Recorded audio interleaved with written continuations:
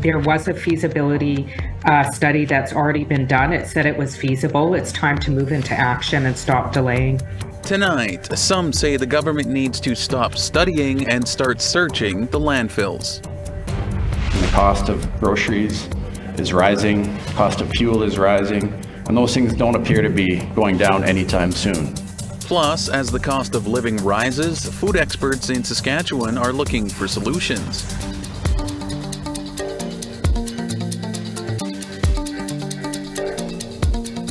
Good evening, Tanse Anin. Welcome to APTN National News. I'm Daryl Stranger.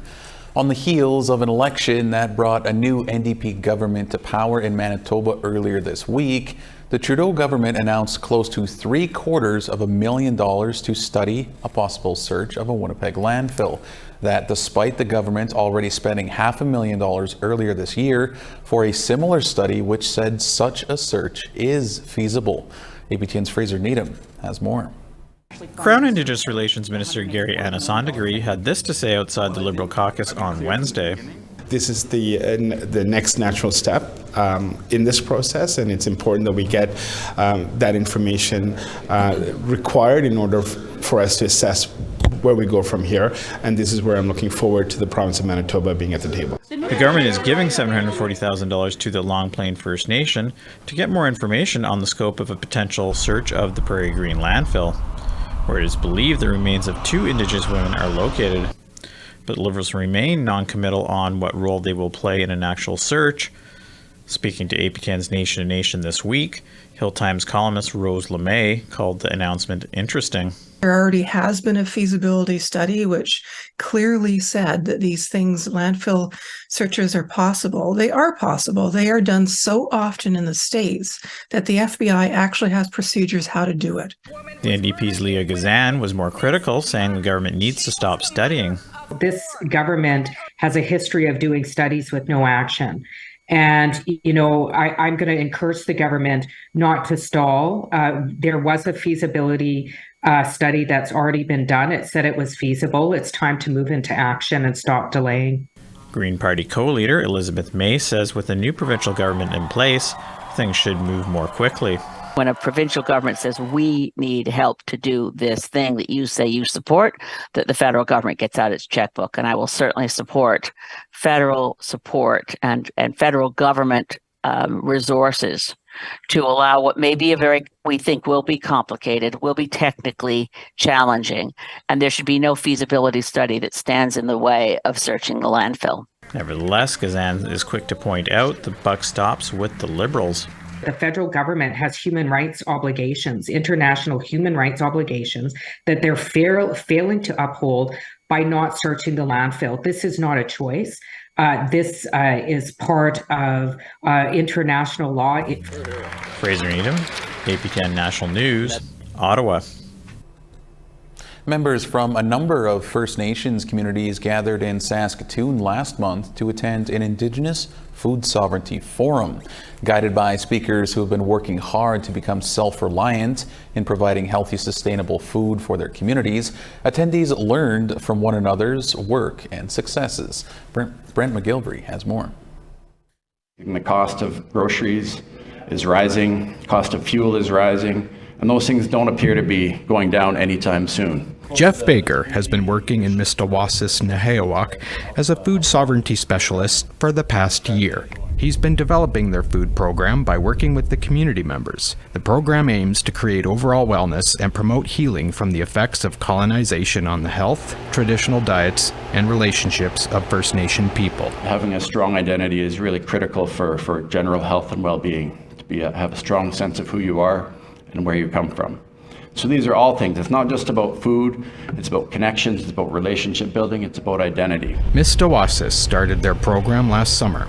They revived a previously established community garden and built a greenhouse behind the high school that includes an aquaponics facility. Much of this work was new to Jeff and his staff, but that didn't stop them.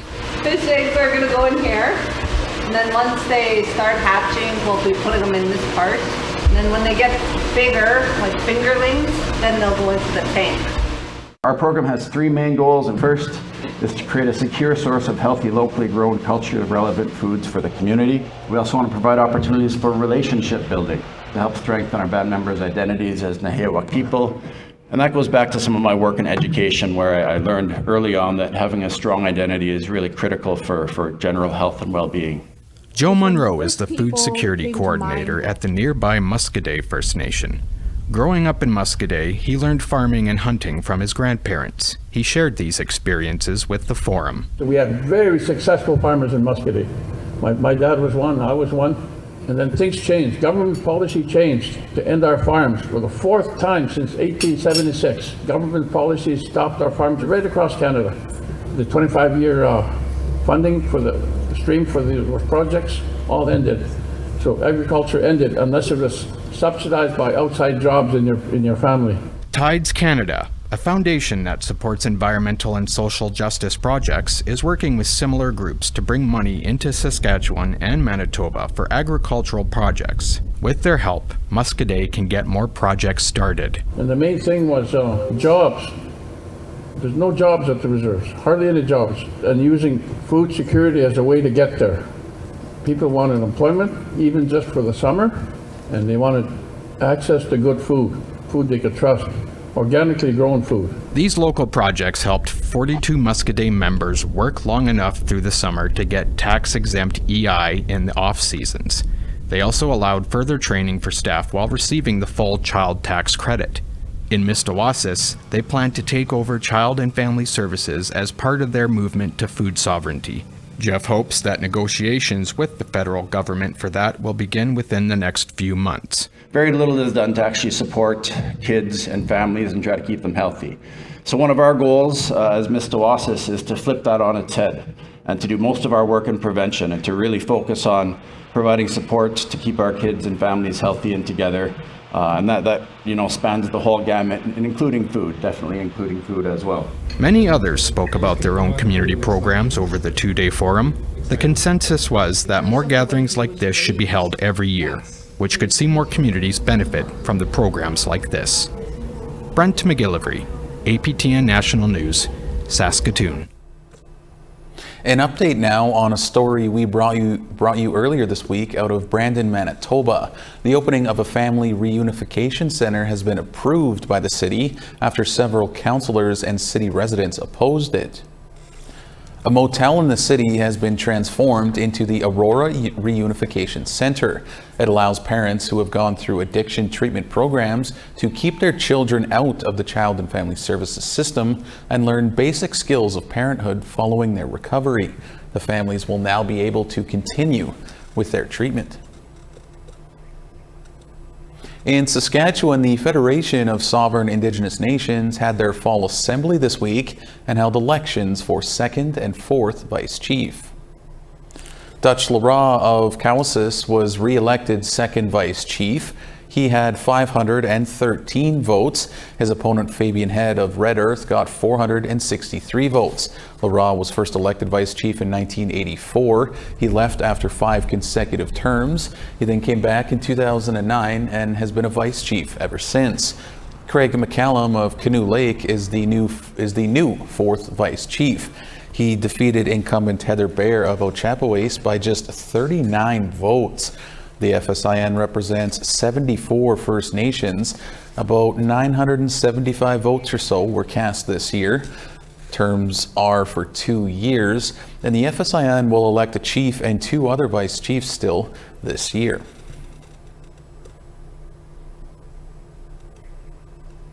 This week, the federal government and one of Nunavut's Inuit organizations took a step closer to establishing Inuit-led conversation in the eastern part of the territory.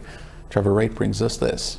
This week, the Qikiqtani Inuit Association signed an agreement in principle with Fisheries and Oceans Canada to support Inuit-led conservation efforts in eastern Nunavut. Inuit have experienced the first-hand in climate change, the change of migration of the animals, and also we've been living here for thousands of years that we know that will help us out in the long run to ensure that we are conserving our waters and land. The agreement outlines goals to work toward many of QIA's existing conservation goals. This includes establishing Inuit stewardship over proposed and existing conservation areas in eastern Nunavut, supporting Inuit offshore fisheries in Canadian waters, among other goals. This continuation of finding ways to put a conservation area in our important waters in Baffin Island, this will help us.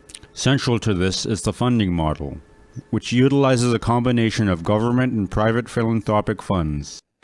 At this time, QIA are working with several private charities. Nunavut Premier and former QIA President PJ Akioguk was excited to see the agreement in sight. Protecting our natural resources while growing and diversifying our economy is a strong commitment shared by the government of Nunavut. This is a key principle that is outlined right in our Katujinduka mandate. The Premier added conservation efforts must be led by the people who live on the land. At the heart of this goal is that we strongly believe that Nunavut must be in the hands of Nunavummiut, and Nunavummiut to make decisions about our lands and our waters should be right here at home, which is at the heart and at the core of this agreement. Trevor Wright, APTN National News, Iqaluit. All right, it's time to step aside for just a moment. Plenty more news still to come. Stay with us.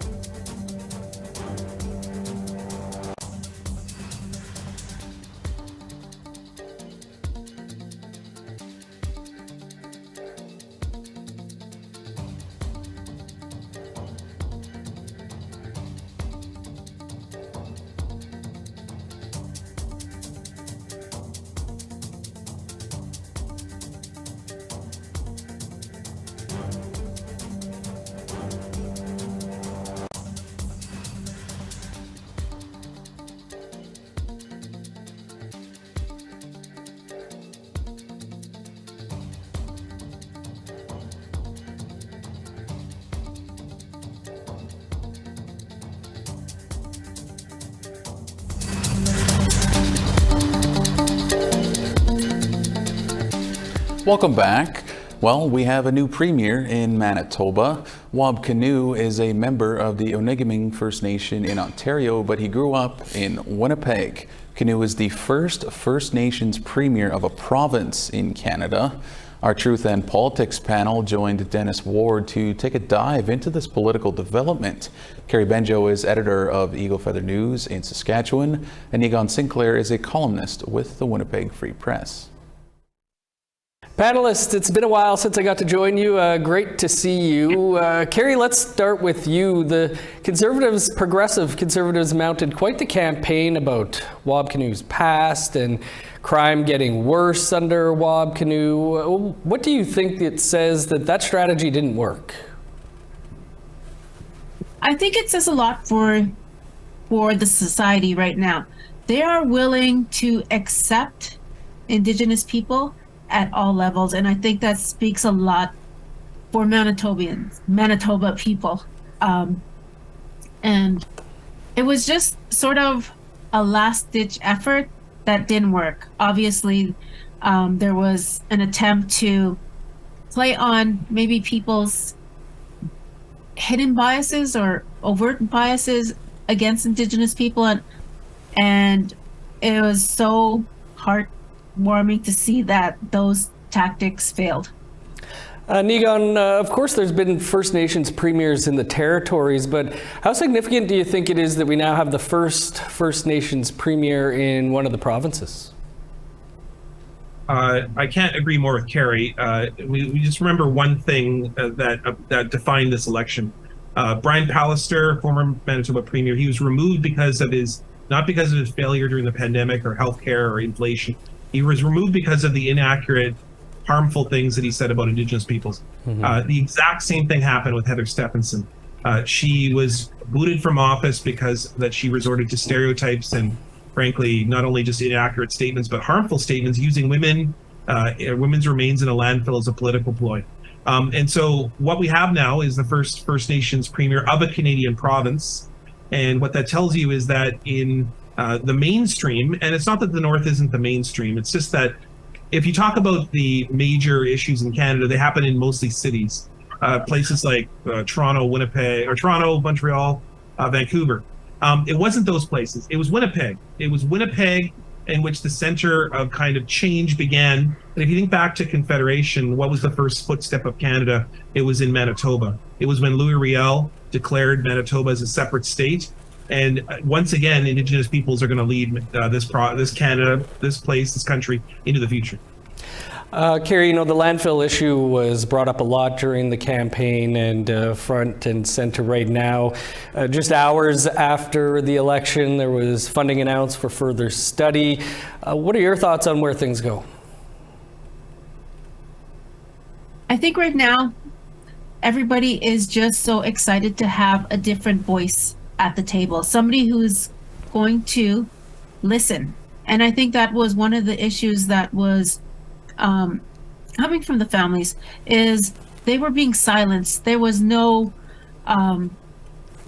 opportunity for them to actually express what they wanted and what they were saying.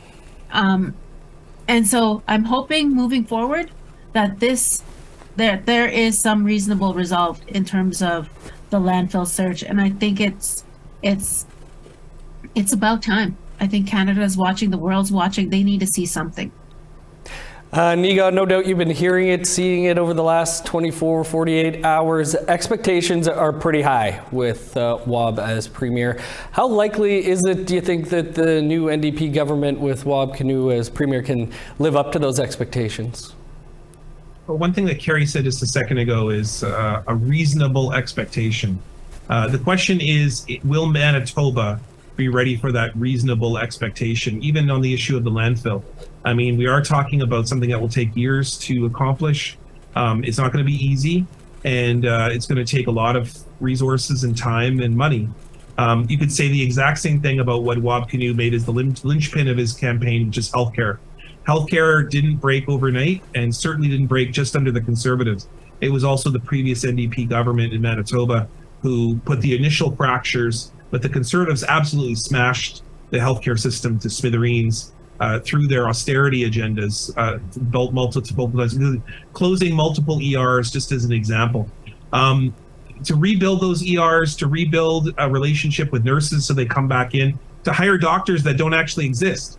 I mean, these are monumental challenges that Wabkanu is facing. Just on the issue of healthcare, people want healthcare to be fixed right away.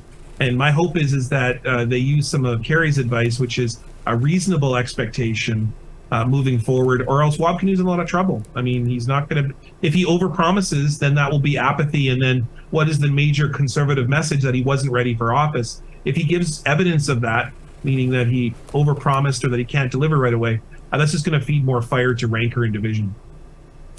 Kerry Negon, great to be back with you. Appreciate you taking some time for us this week.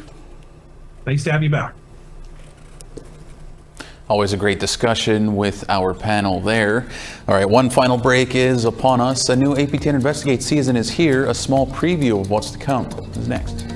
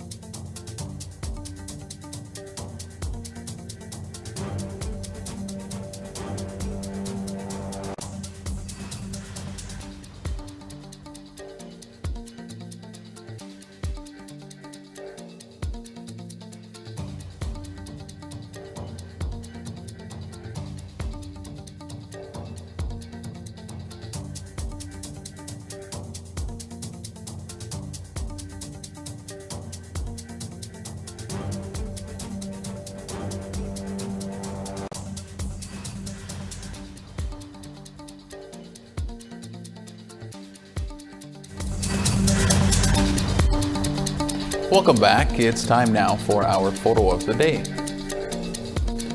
Elliot Juniak took this early morning photo of the moon that he said was above the North Basin on Lake Manitoba in St. Martin, Manitoba. It's a really amazing photo there. Thanks so much for that, Elliot. During the weekend, if you get a great photo, be sure to send it to share@aptn.ca for the chance to be our next photo of the day. All right, now let's take a look at tomorrow's weather forecast. Starting on the East Coast, 15 in St. John's and 22 in Fredericton, 23 in Cartwright and 10 degrees in Kuujjuaq, 21 in Quebec City and 19 in Montreal.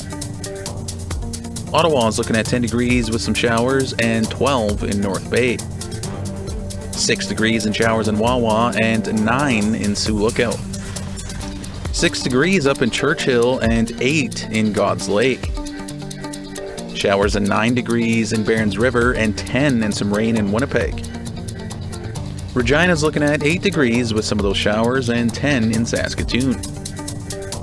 Clear and 14 in Buffalo Narrows and 9 degrees in Stony Rapids. Continuing west to 7 in Fort Chipewyan and 19 in Peace River. 21 degrees and clear in Edmonton, and 20 and clear in Calgary. Sunshine continues in Vancouver, and 20 degrees and 22 in Campbell River. 21 degrees in Prince George and 15 in Fort Nelson. 1 degree in Beaver Creek and -6 in Rock River. 8 degrees in Fort Simpson and 6 in Yellowknife. 1 degree in Colville Lake and -2 in Inuvik. -1 in Chesterfield and -3 in Baker Lake. 1 degree in Iqaluit and -2 in Clyde River. Well, APTN Investigates returns tonight with an all-new season. And the first of a two-part series, journalist Kenneth Jackson examines the mystery surrounding the deaths of 2 Mohawk fishermen in 2015. For more on Secrets of the Bay, Part 1, we are joined now by Kenneth Jackson. Kenneth, thanks so much for taking some time for us today. Can you start by giving us a quick rundown on what this investigation is all about? This investigation is into 2 young men, 2 friends who are Mohawk from Tynaga territory near Belleville, Ontario, who drowned 8 years ago while fishing. It's a tragic tale. They went out at 1 in the morning, never came home. Families always long believe they were murdered and are killed by accident by somebody else. Police ended up ruling it was an accident, and we came in 8 years later and to try and uncover what really happened that night on the water. Now, Kenneth, this is a 2-part series, right? So what can we expect to see in this Part 1? Part 1, we set the scene. It's like, you have to understand, these families, the parents are in a never-ending loop of trauma. It's just never-ending. It doesn't stop. 8 years. So we take you into that pain because you need to see it. You need to see what they're going through. Then we really what I've done is try to break down the police investigation. That's been my whole thing. Point A to point B. The story will show itself. It was a really poor police investigation. That's indisputable. And you'll start to see pieces of that, what we mean, or what we found during that investigation, and we go from there. And that leads into Part 2, which I don't want to get too much into, but Part 2 goes into a little bit more of the police investigations and stuff like that. But Part 1 really just kind of takes you back to April 26, 2015, and goes on and shows you what the family went through in those 2 weeks that the boys were missing. And Kenneth, what's the reaction been like so far here? So the community itself you have to understand, the community, when these boys went missing, they responded, like everybody went on the water. But it also ripped them apart. So it brought them together and ripped them apart. So I'm aware of that trauma that not just the families have, but the community does too. And there's been overwhelming support for us to do this. People want answers. A lot of people believe they were killed. A lot of people do. Now there are some who don't. And those people, and I can say this now because I posted it on my Facebook and my social media accounts, have tried to intimidate me. They sent people after me to try and, that I believe, to stop me from doing this story, to try and scare me. Not only that, they put out homophobic memes into the community where they labeled some of our sources rats. Now, I get people calling me trying to convince me it's an accident, and that's fine. My mind's not made up one way or the other. I'm just trying to follow the facts. But how does it help to have me intimidated or my sources intimidated, believe it's an accident? It doesn't make any sense. So the reaction's been a bit mixed, but overwhelmingly in that sense, but overwhelmingly people want to know the truth. Mm-hmm. And I'm trying to get to it. I am. It's a hard thing. It'll take a long time, but we're getting there day by day. Mm-hmm. Well, Kenneth, we certainly look forward to this new investigation and the whole Investigate season. So thanks so much for taking some time here today. Right on, Daryl. Thank you. Now you can catch Secrets of the Bay Part 1 a few minutes from now following APTN National News. And that is going to do it for this evening on APTN National News. Remember, stick around for the new season of APTN Investigates. For all of us here, thank you so much for joining us. Miigwech Kinanaskmatin. Have a great night.